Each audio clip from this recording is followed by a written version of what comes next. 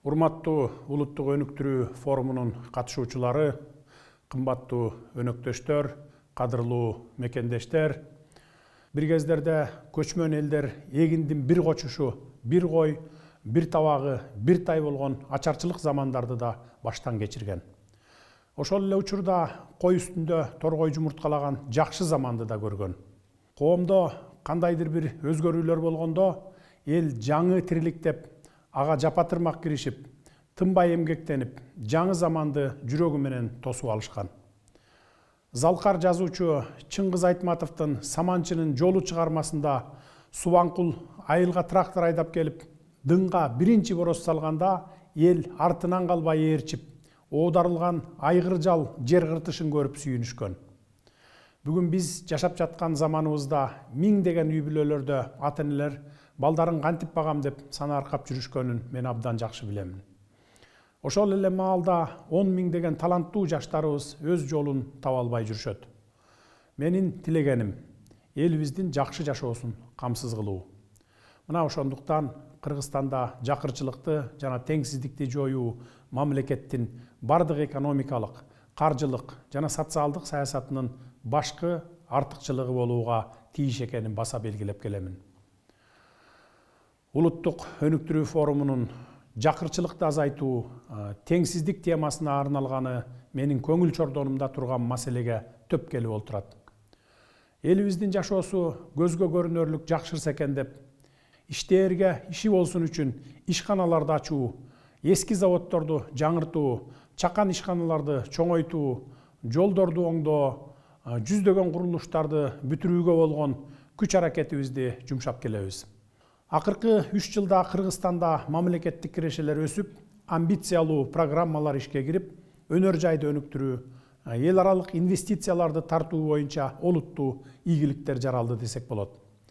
Ички дүң продукциянын өсүшү 2020 жылы 639 миллиард сом болгон болсо, Кудай буюрса 2024 жылы экономикабыз 1 триллион 258 миллиард сомго жетет деп күтүп жатабыз.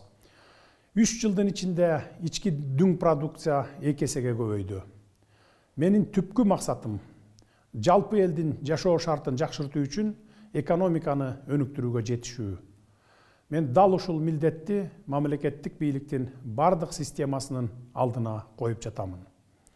Мамлекет жетекчилигинин, эл аралык жана улуттук эксперттердин катышуусундагы иш-чаранын форматы Бириккен Улуттар Уюмунун туруктуу өнүгүү максаттарына жетүүдөгү улуттук прогресске сереп салууга гана эмес, ошондой эле тажрыйба алмашууга, жаңы демилгелерди, идеяларды талкуулоого жана жакырчылыкты азайтууга багытталган саясий чараларды аныктоого мүмкүндүк берет.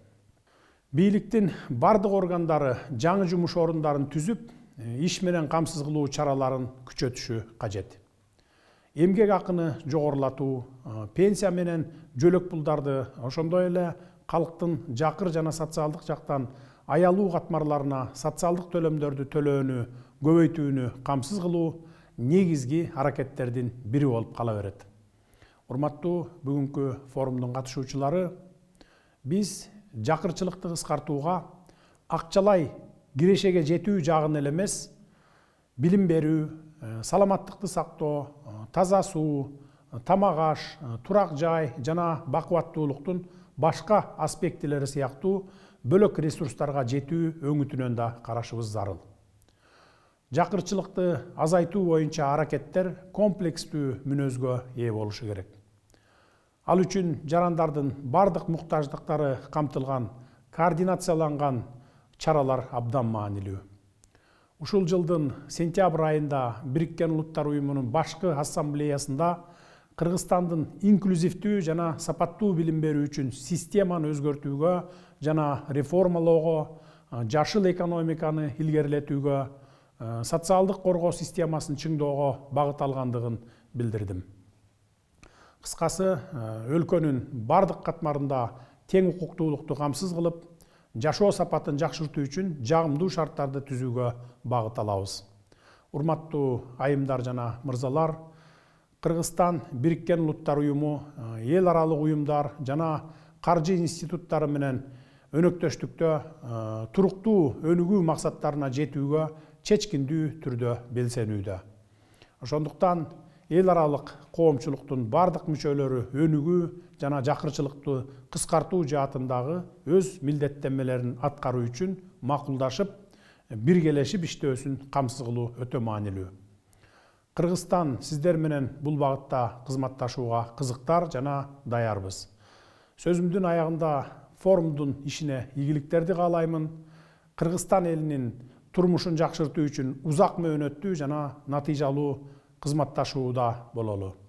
Көңүл бурганыңыздарга рахмат.